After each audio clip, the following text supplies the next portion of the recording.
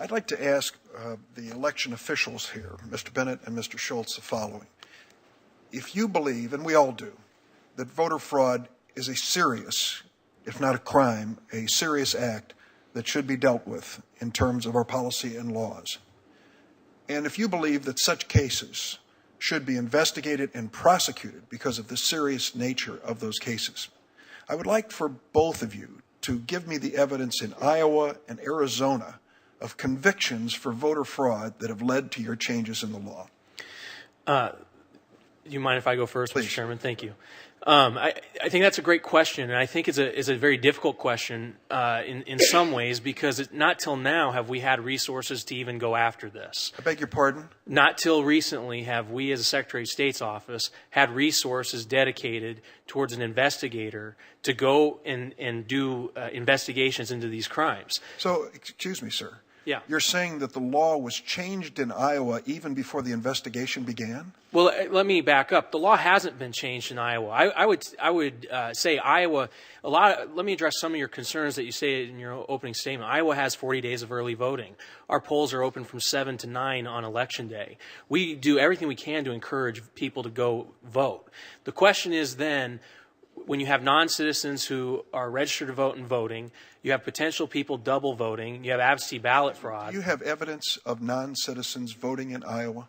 Yes, we've actually arrested, since August 2012, 6 people have been arrested. 6? How many have voted since 2000? All of those who had voted. No, I'm saying of the total number of voters since 2012. Well, it's a difficult question because we had identified 3,582 non-citizens who were registered to vote, and but we weren't sure if they were still non-citizens. I'm guessing that millions have voted? 1.6 million. 1.6 million. Yeah. There were 6 cases. No, there are more. That is what we have so far. We just started these investigations in August. Well, let me ask Mr. Bennett that same question. You've heard Ms. Peralez's comments. It strikes me that there are legitimate questions as to why, if voter fraud is a serious issue, you've decided to only ask for proof, a birth certificate of new voters as opposed to all voters. Well, I think that paints an incorrect picture of what the voters passed in 2004. What they did is grandfather anyone who had a state driver's license or a state-issued ID before a certain cutoff. I think it was 1996. I think that's what she said. So that essentially everyone was grandfathered in, and then as new voters move around and come in, they are asked to provide proof of citizenship. As to the evidence of voter fraud, we've prosecuted about 15 cases within the last 18 months or so of people who were found to have voted in an election. These were all the presidential election of 2008, I believe it was. Voters who had been found to have voted in Arizona in an election that they also voted in another state. We have counties that report to us that they remove hundreds of voters from the registration voter rolls monthly who report on forms that are sent out to potential jurors that they are in fact not citizens and can't serve on a jury, but when those juror questionnaires are reviewed by the county officials, hundreds who are found to also be on the voter rolls have to be removed from the voter rolls. I don't know of any. 15 have been prosecuted? You say 15 have been prosecuted? 15 have been prosecuted during the last 18 months or so. And how many voted, for example, in the November 6th election in Arizona? About 2.3 million. Mm-hmm. And Ms. Peralez, I'd like you to take this to the obvious question. We are not looking to justify voter fraud, make it easy for those who are ineligible to vote.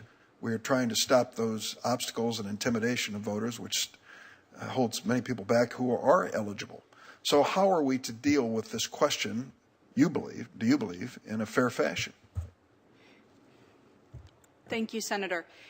What we have learned through these efforts by the state, some of which have been described here, is that there are very, very, very tiny numbers, sporadic, isolated incidents of people being registered when they're not eligible because of citizenship. The numbers are very consistent across the states, less than 10, less than 20. And Arizona, when it had the opportunity to prove this in court, came up with less than 20, most of whom were Canadians, by the way, for some strange reason. Serious problem. And less than 10 who had voted. So we know the numbers are very tiny, very consistently small. In fact, so small that they are even smaller than the 99.9994 accuracy level that Secretary Bennett is rightfully proud of in terms of the accuracy of counting ballots.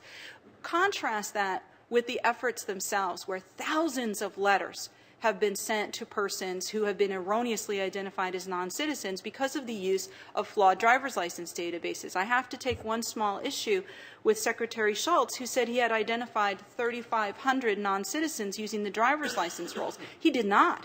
He identified 3,500 people who were non-citizens at the time that they obtained their driver's licenses. And we know that since that time and before they registered to vote, the overwhelming majority, and perhaps all of them, have become naturalized citizens. So any state at this point who undertakes to accuse people of non-citizenship based on driver's license rolls is on notice that this is not correct and should not be done. It's fundamentally unfair. So yes, are there tiny numbers? And Senator Grassley did a wonderful job of describing also much greater numbers of persons, for example, who are registered in more than one state. And these things ought to be approached in a very common sense, fair way with very individualized looks at people who might possibly be ineligible. But sending out thousands of letters to people, accusing them of non-citizenship, telling them they'll be thrown off the rolls if they don't respond with paperwork within 30 days is not the way to go about it.